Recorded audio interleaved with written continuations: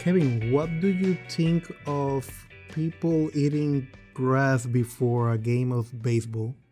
Wow, that's an interesting question. Eating grass, like literally, like grass from the ground, Yeah, would be weird to do. I definitely think it would be weird to do. But I will say that if they did that once and then they had a really good game, then they're probably going to do it again.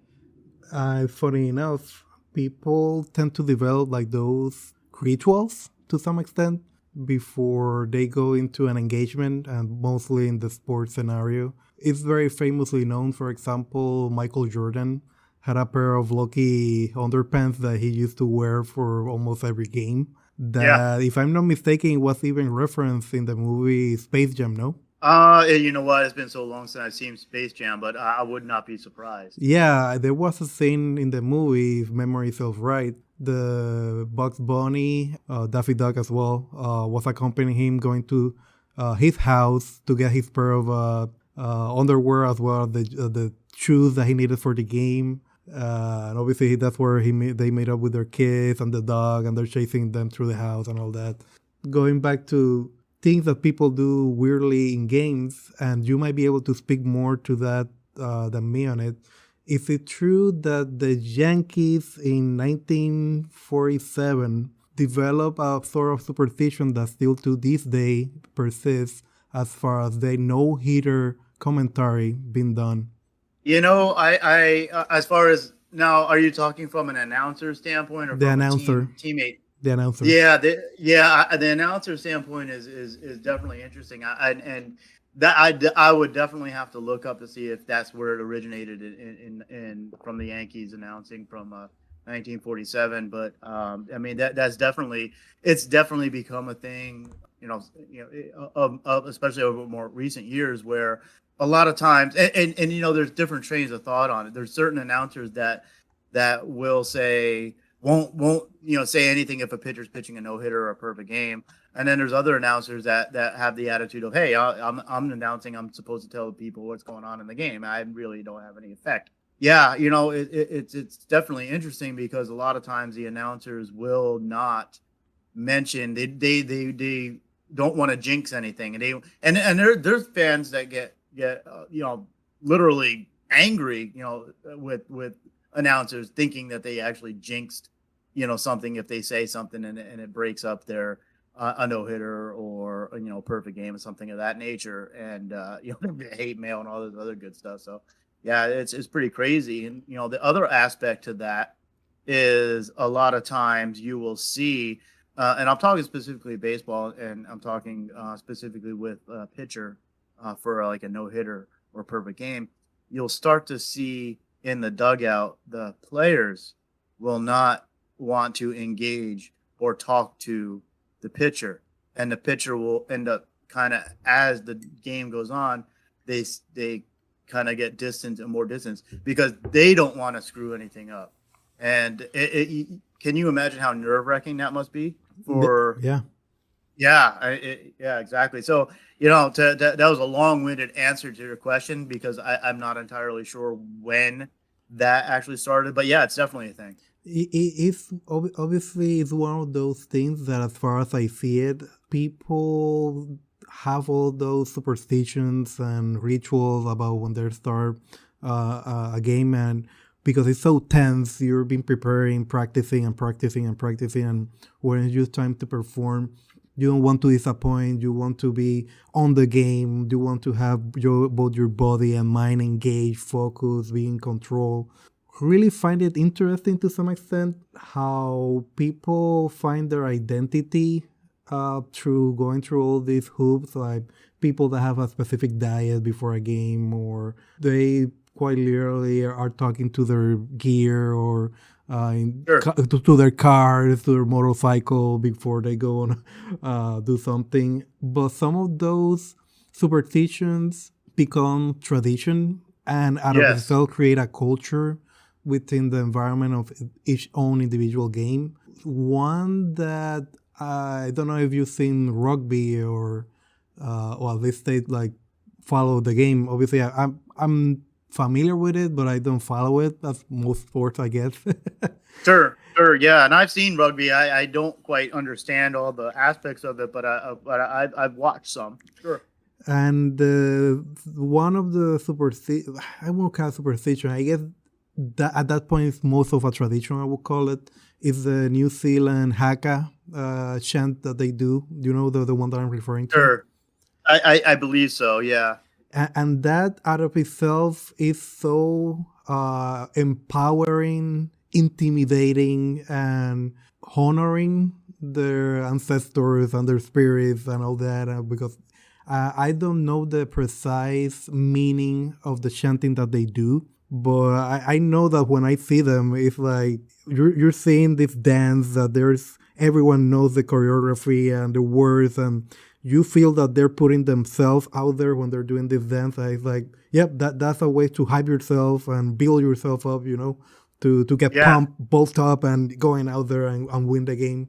And at least that's one that I find very, what would be the word, enticing, or it really pulls me in each time that I see it. Do you have any other like superstition that you've seen, or something similar like dances, or any particular player from a team that they have a tradition that they gotta do something in particular before they go out to play? Yeah, there. I mean, there's a lot. There's a lot, and I can actually speak from it from both sides because when I played, as well, I had some superstitions, some things that I would do every single time. And if I didn't, it would kind of throw me off a little bit. And I there's multiple examples that I could probably think of off the top of my head, but I think in general, I and honestly, I think baseball probably is the not I don't want to say the worst because that's not the right terminology, but is probably has the percentage of players that are superstitious are probably a lot higher in baseball, in my opinion, than they are in other sports. Not that they aren't in other sports, but baseball seems to just really they really gravitate towards that superstition because there's so many aspects in baseball that are not just physical, they're extremely mental. Take for example, you're sitting you're I mean, baseball is one of those sports where it's a team sport, but it's in the same fashion as say hockey or football or basketball. Those are team sports. Baseball is a team sport, but it's individual actions throughout the entire game because it's one on one, you versus the pitcher. You hit a ball to second base. It's a second baseman. That's his play. There's no there are team aspects, but it's a lot of one on one Engagements. plays, engagements. That's a great word. One on one engagements that are happening throughout the process of this team sport. And I also think it's difficult for one single player. And I don't want to go too off the rails here when I'm talking about baseball, but one single player, they can definitely make an impact on a baseball game, but it's different in a way that a single player can impact a game in say like basketball or hockey. Probably more specifically football, probably to a certain extent when you want to look at like quarterbacks and things like that. But yeah, because in baseball, or let's say let me take hockey for example. A player has a great game, scores 3 goals, 4 goals, and gets like 2 assists. 4 goals, 2 assists. That's 6 points for the player, and probably the team that that scored 6 goals probably going to win that game, right? Mm-hmm. You in baseball, you could go 4 for 4 with like 3 doubles and a home run, and you might get crushed that game, but you had a great game, so Individually. it's individually you had a great game, but the rest of the team might not have, if you're not hitting with runners in scoring position, nobody's getting on base, and all these different factors. So anyways, back to the point as far as, so I think I've seen it a lot more in baseball where you'll see players. David Ortiz is one that really David Ortiz, Derek Jeter was similar, where when they get into the batter's box, they had a specific thing that they would do every single time. Derek Jeter would put his hand back to tell the umpire that he's not ready yet. He would dig in, get his stance ready, and then go ahead and now when he's ready, boom. David Ortiz would step out. He would always undo his batting gloves, undo his other batting glove. He would spit in his hand, and then mash his hands together so he get a better grip on the bat, and then step back in every single time. And who go ahead. was Ichiro Suzuki as well? Wasn't one that Ichiro also, did, yes, very much so, very much that so. he used to move his sleeve in a certain position, angle his bat Yes. like a 90-degree almost kind of a deal. Yes, And and he would look out in yeah. the field and look down at his arm and analyze the field every time. He would do his stretches exactly the same every time as well. So yeah, that's a great pull there. Yeah. I believe they tried to cut down a bit on that, right, to make the game quote unquote faster as they could. And it's going to be interesting because they did a couple years back make it so that you're quote unquote not allowed to step out of the batter's box unless you do a foul ball. They haven't really enforced that as much as they did when they first implemented it. And this year in 2023, they're implementing a pitch clock. So basically, the pitcher has I think it's 14 seconds, something like that. I have to look exactly to throw the ball, but that means the batter has to be in the batter's box.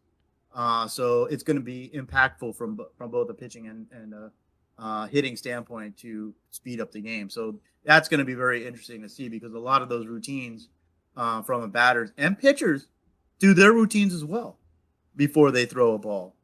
Pitcher might step off the mound. He's going to go ahead and maybe take his hat off, wipe his brow, or whatever, and then they get into their motion.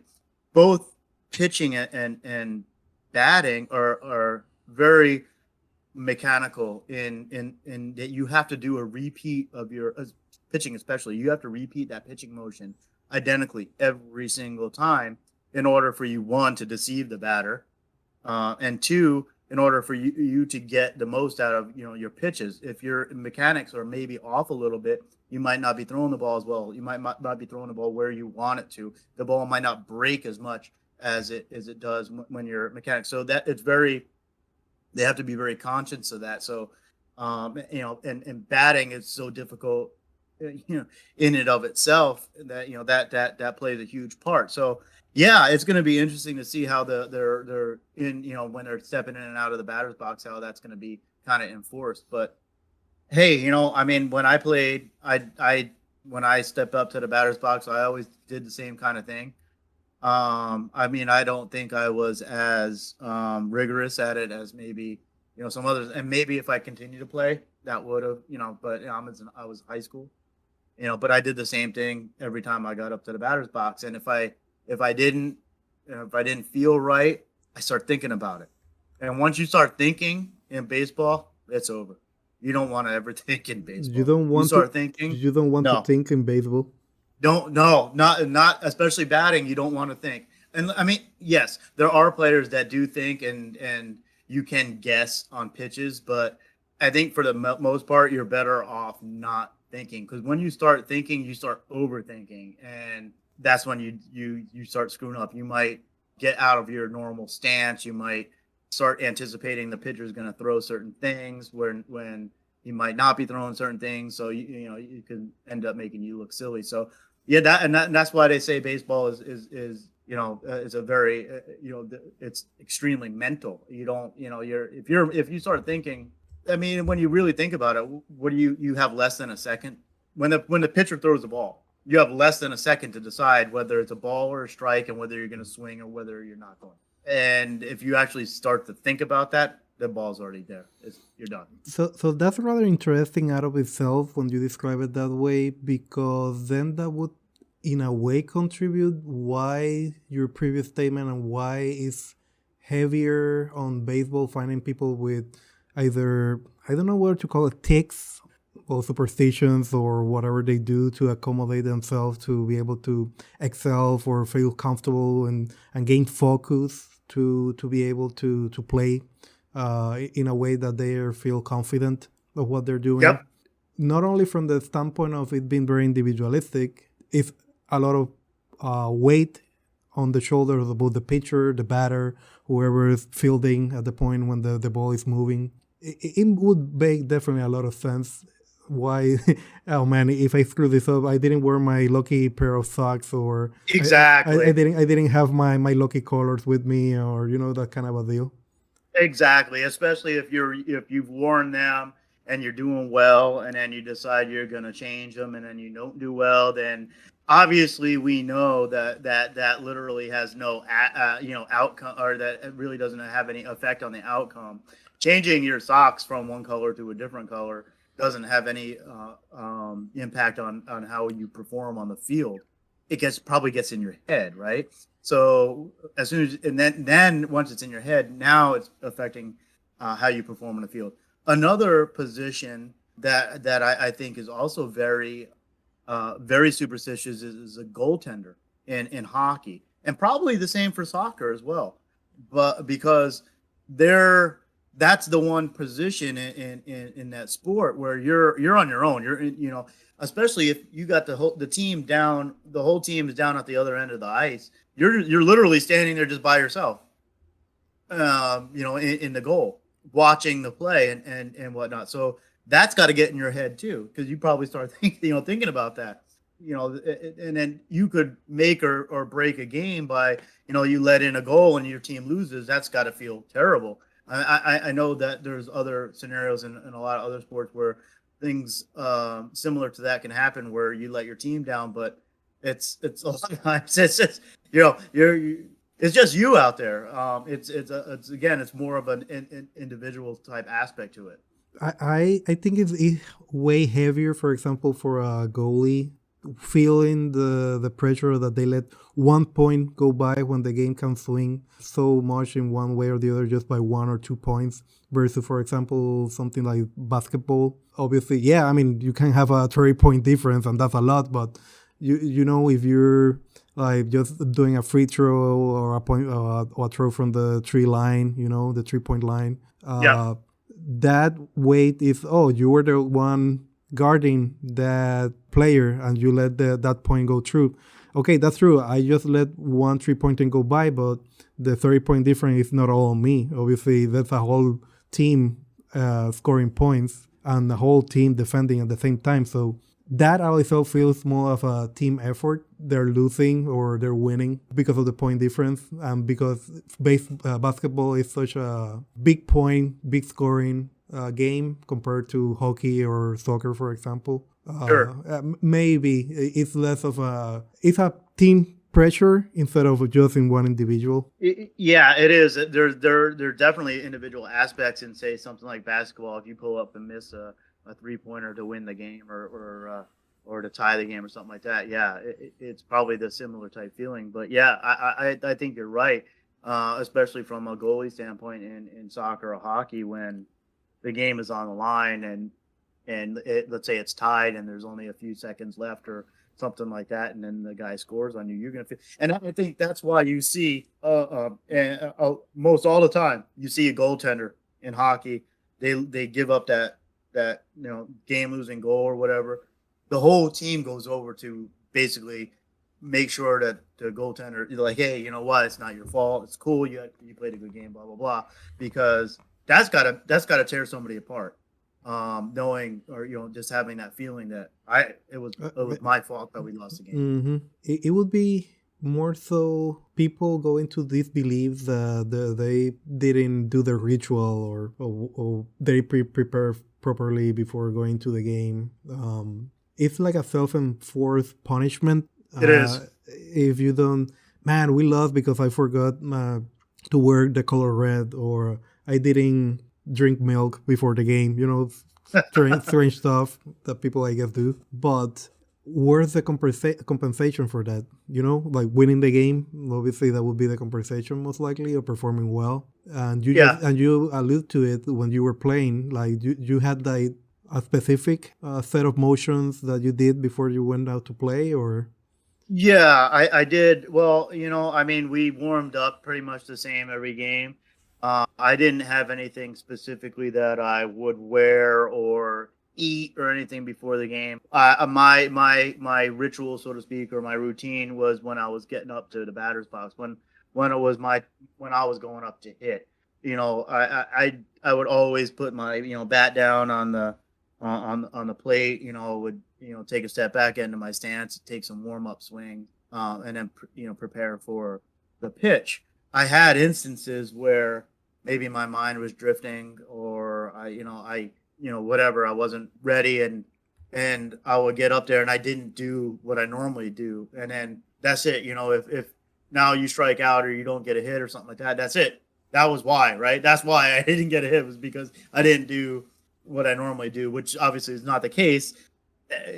Sometimes you might not even realize it, but for the most of the time, if what bothered me the most was if I didn't do something that I normally did, and then I was getting ready for the pitch, and then my mind realized I didn't do what I normally did. That's when I was done there, because now I'm thinking about it. If I just was able to shut my mind off, then I would be fine. So it's all mental stuff, in my opinion. Why do you think that people are so susceptible to that sort of practice, in your Eh, You know, opinion? it's a great question, and I don't know that I think I would be it would be probably hard pressed for me to say that people actually believe in the superstitions. I think they just do them because it makes them feel comfortable. To me, in my opinion, it's probably I don't think anybody legitimately believes, and don't get me wrong, there probably are people that do, but for the most part, you're not going to legitimately believe that this shirt that I'm wearing is what caused me to have a great game yesterday. No, you had a great game because you just had a great game. I think it's probably more comfortable. Now, if you weren't going to wear that same shirt 2 days in a row, now you had a good game, and that's how it starts. Now you have a good game, good game, good game, and you're always going to go back to that same shirt because to me, it's comfort. I feel comfortable. I think it's probably a way to ease the mind.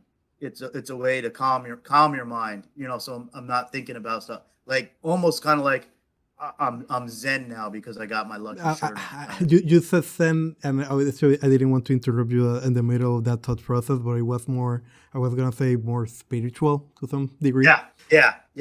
It's funny that we I guess we form teams, we form fandoms, but at the end of the day, it's just tribalism to some extent. Like my tribe versus your tribe. Dude, I'll be honest with you. I even do it to an extent in my job now, and I don't know if I'll ask you. Do you? So being in IT, I'm one of the strange people that I always log off of my computer and I start up fresh each day. I don't like to leave unless I'm working on something specific. I don't usually I like to start up fresh each day. Mm-hmm. But I always have to bring things up in the right order. Mm. Would you do stuff like that at work? When I was working IT, more so, you know, more so than having like a specific order of doing things, it was more so the things have to be in a particular order, not necessarily being always. Let me explain. Like for example, if I will open like a document, I will always open it in the left side of the screen because I'm reading at it at the same time that I either working on another screen, that Yes. whatever is the problem that I'm troubleshooting or investigating. If I do it the other Yep. way, my brain doesn't function the same way. You know, like I'm I concentrating on exactly. whatever I have in front, and the whatever I'm like researching or reading is on the left side.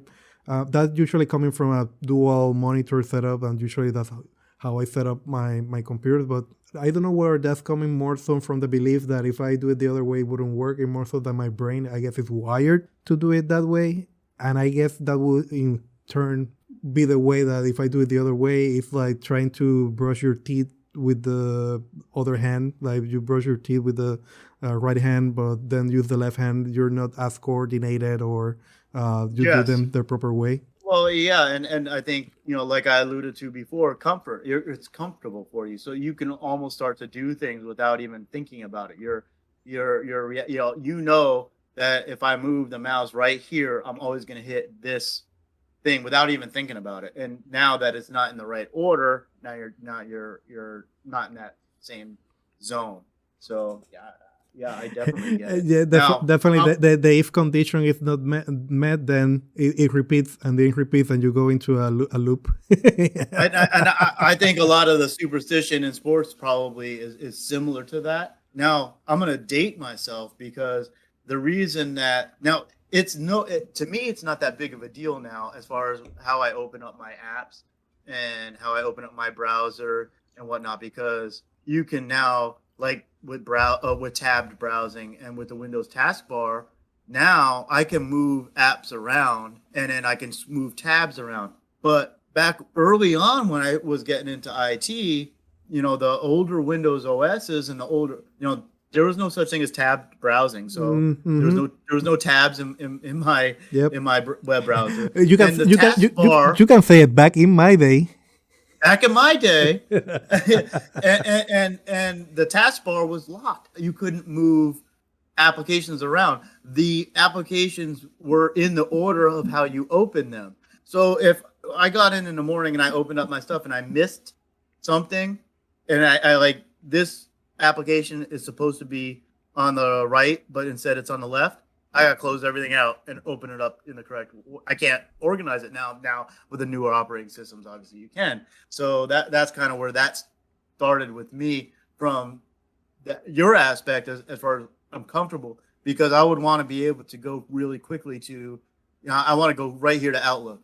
And if my Outlook isn't right there, I'm clicking now and I'm opening up File Explorer or something else. So I get it. Yeah. I guess that's the same way for athletes. If they, I guess, want to control as much variables before going out to the field, and if that's either getting themselves pumped by getting smacked in the face or having someone doing stretches with them in a particular order, like wishing themselves, like saying a prayer or something in regard, if they do something out of they move the pieces and there's something that is not in their control, obviously that's it's ruining everything. Yeah. The same as your Yeah. was not in the proper way.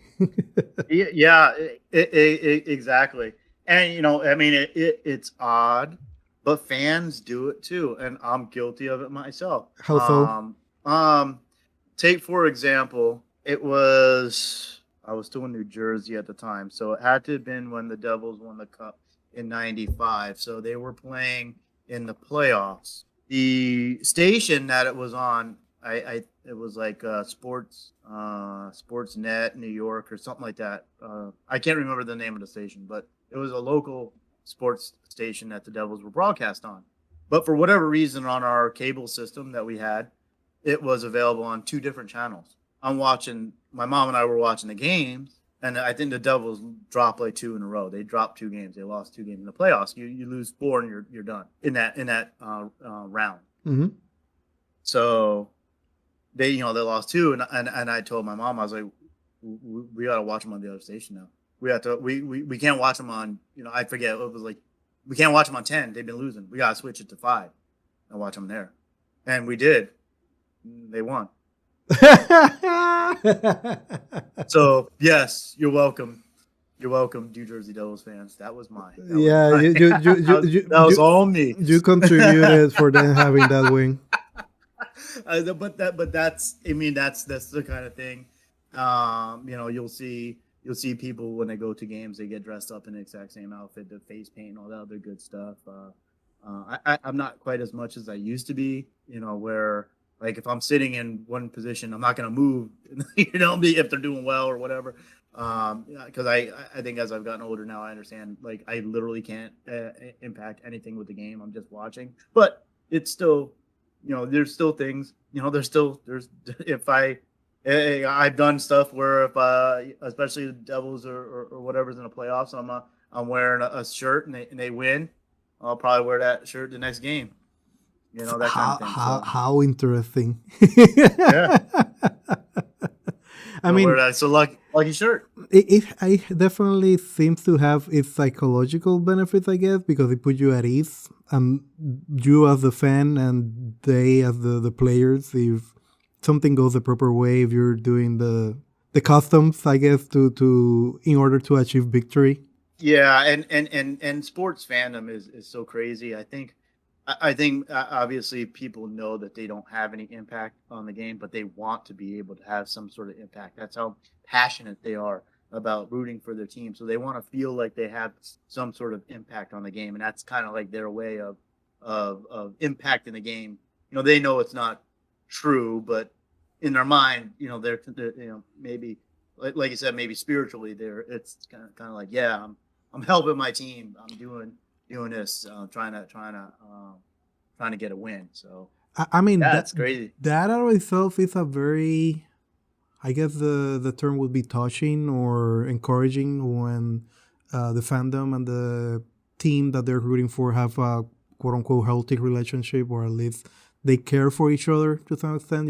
It's not so that it doesn't feel like, oh, you're here to entertain us as a fan, or you're here for paying for us to play on the side of the players. Like it's a healthy relationship when you can see those things happening and feel appreciated, both as the one entertaining being the athlete or the fans rooting for their team.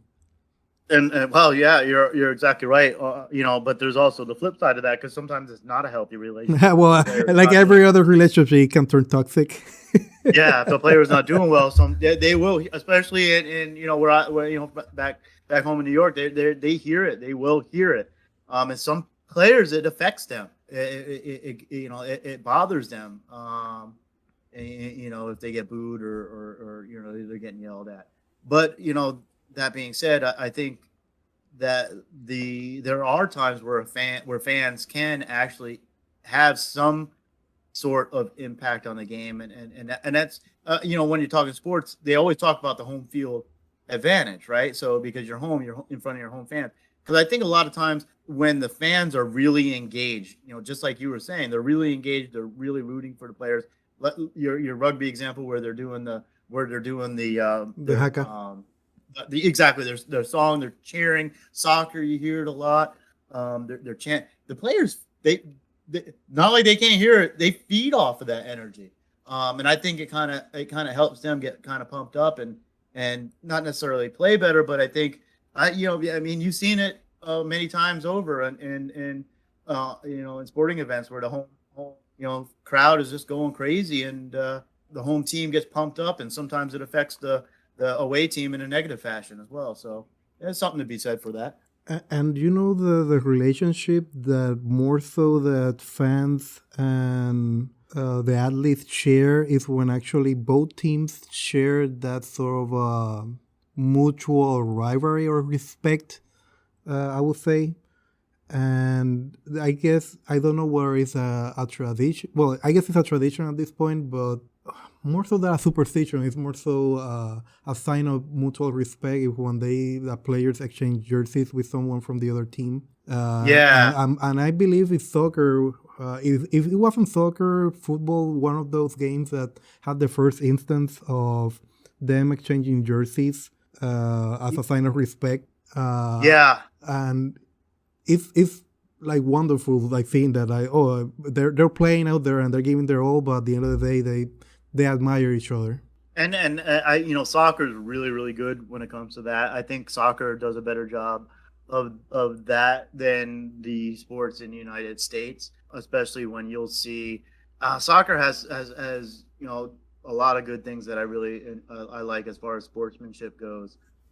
It's odd coming from me being so competitive, but I like the sportsmanship when I see it in the games of competition. And soccer, they do in American sports. You will almost never see an opposing team player helping the opposing team's player up from like Mm-hmm. going down. You will almost never see it unless it's like something that was really egregious, something that might be maybe a serious injury or something like that. But soccer, you see quite often where a player might come in for a tackle and maybe catches the guy in the ankle or whatever, and he goes down. You'll see the guy that took him out or the other team. They'll come up and they'll help him up.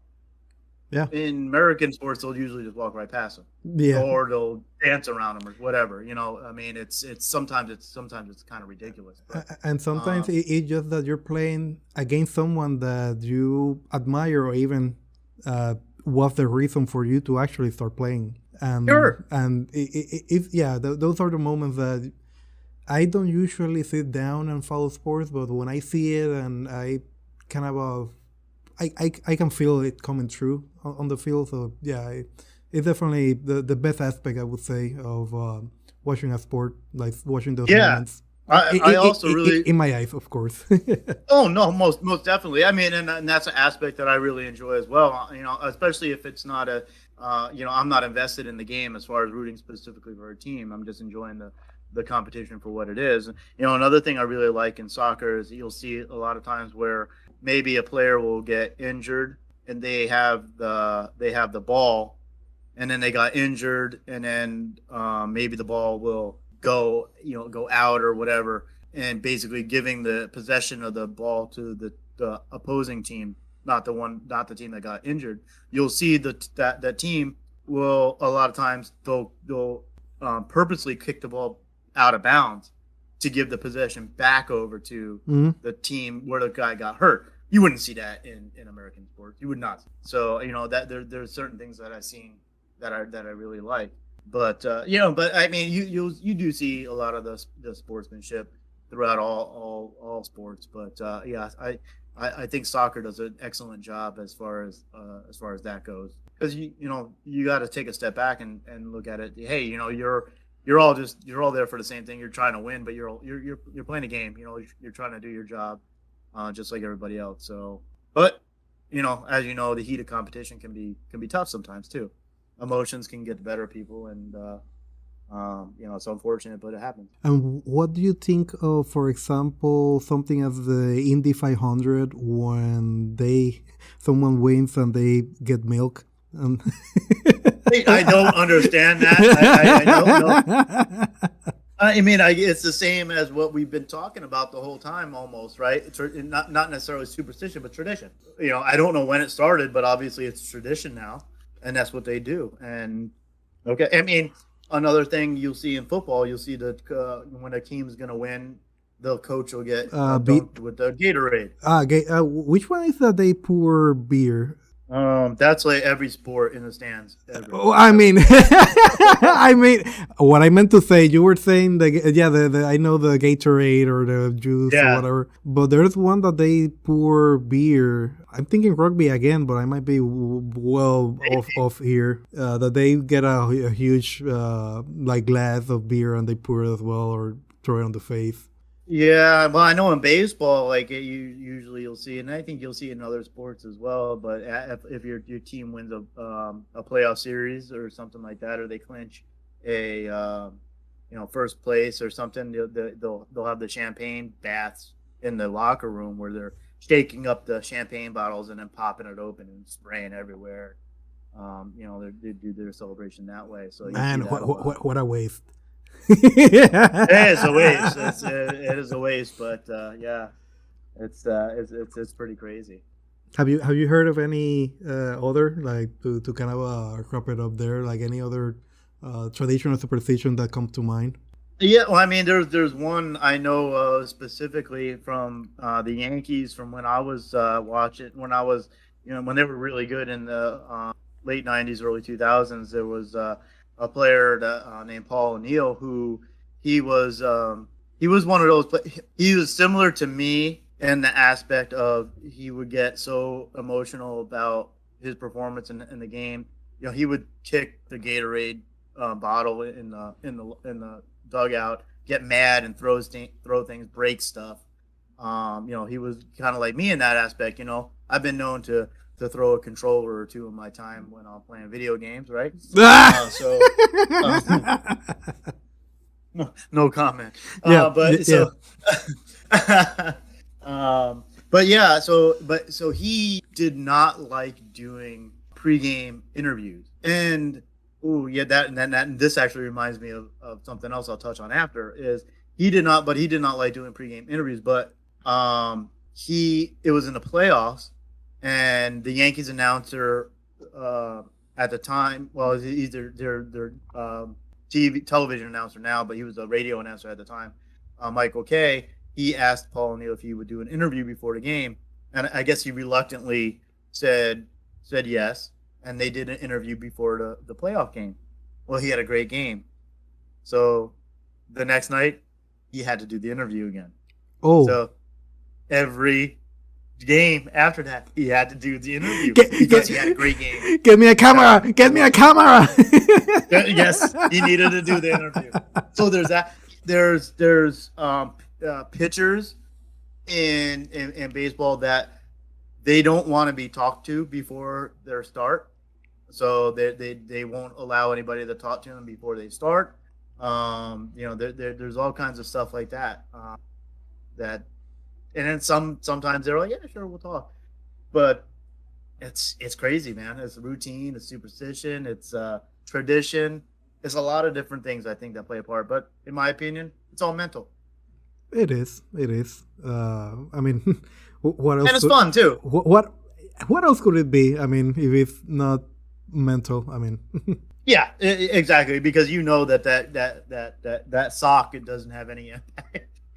Now, I mean, it's one thing if you're wearing a shoe that's not comfortable and that's making you not have a good game because it's maybe rubbing up against an injury or something like that. That's different. But when you're if you and I both know a piece of clothing or whatever, especially from a fan standpoint, has no impact on the game. I mean, come on. But if you did well, you did well. I mean, hey, if one of these damn nights that I can beat you in the fighting games, I'm going to probably wear the same thing next time I play. And you know what I'm going to do? I'm going to send you the shirt that I always use when we're playing. Oh. So you have to send me yours.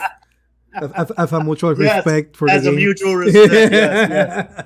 We'll trade shirts after you beat me up in Street Fighter. So, and you said that you were reminded of something else as well. Yeah, it was mainly the pitchers. The pitcher, okay. That don't want to be talked to before. I mean, some of them get really angry about it. You're not allowed to talk to them before the game, because they need to get into that mindset. And they could be the nicest people in the world. Any other game that they're not pitching, they will be more than happy to do interviews and stuff like that. But the day they're pitching, it's crazy. And I would imagine if they broke out of that routine or somebody interviewed them and they didn't want to be, then if they didn't have a good game, man, that was because of that interview. It's not because you just had a bad day. No, it was that interview, I'm sure. But that's the mindset. That's the mindset. And you know what everyone listening can do? Tune in to our next episode, and you can get a lot of fortune if you're practicing sports and you're going to do well. We assure you that we're going to keep. That's right. I'm going to wear the same shirt next episode. Next episode. No, but yes. All seriously, thank you to everyone tuning in and joining us for the conversation. It has been Alan and my friend Kevin here, and I hope that you enjoyed. Definitely. Enjoy, people.